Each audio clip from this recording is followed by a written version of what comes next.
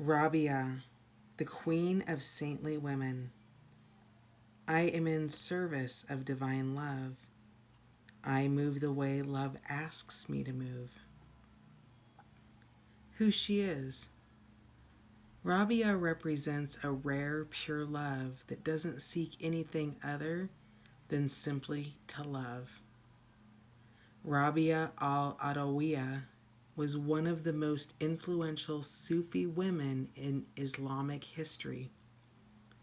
She is a Muslim saint and a Sufi mystic who lived in the 8th century in Basra, present-day Iraq.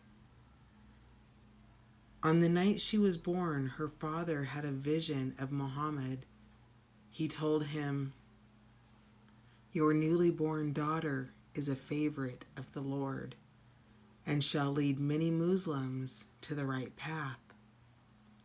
When Rabi'a was still just a little girl, her father died, and she was then sold into slavery. She would pray every night to be released so that she could spend the hours of her day in service to Allah, the Arabic word for God.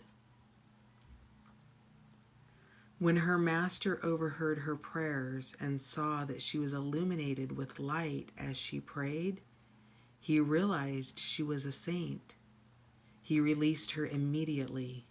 She went into the desert and worshipped in solitude. Rabi'a became known as the queen of saintly women because of the purity of her love and devotion to Allah. She set forth the doctrine of divine love known as Ishi Hakiki. Her poetry emphasizes her desire to worship for the sake of loving Allah and not for personal gain. In one of her poems, she says, "I carry a torch in one hand and a bucket of water in the other." She wants to set fire to heaven and put out the fires of hell, so that love seeks no gain except to be in service of love itself. She explains, "I do not want to worship from fear of punishment or for the promise of reward, but simply for the love of Allah." When your soul selects her card, in her lifetime, Rabi'a embodied a freedom that divine love offers us. If we see her life as a metaphor of the soul's progression, she went from slavery to sainthood by devoting herself to Allah.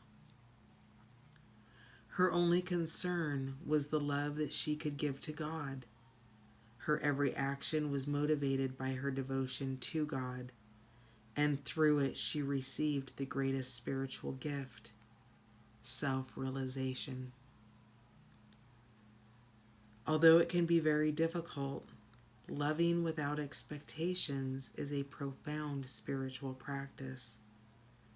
More often, our love for someone is loaded with ideas of who that person needs to be for us. But divine love is unconditional. It's a love that seeks only to love. No hidden agendas, no strings attached. Rabi'a relates in one of her poems, "Prayer should bring us to an altar where no walls or names exist." Each time we are able to love someone or ourselves without condition to that love, we arrive at this altar within us. We free them, we free ourselves. We remember what Rabi'a knew so well, that to love just for the sake of loving lets the divine act through us. Soul Voice Meditation. Are my current actions motivated by love? Intention.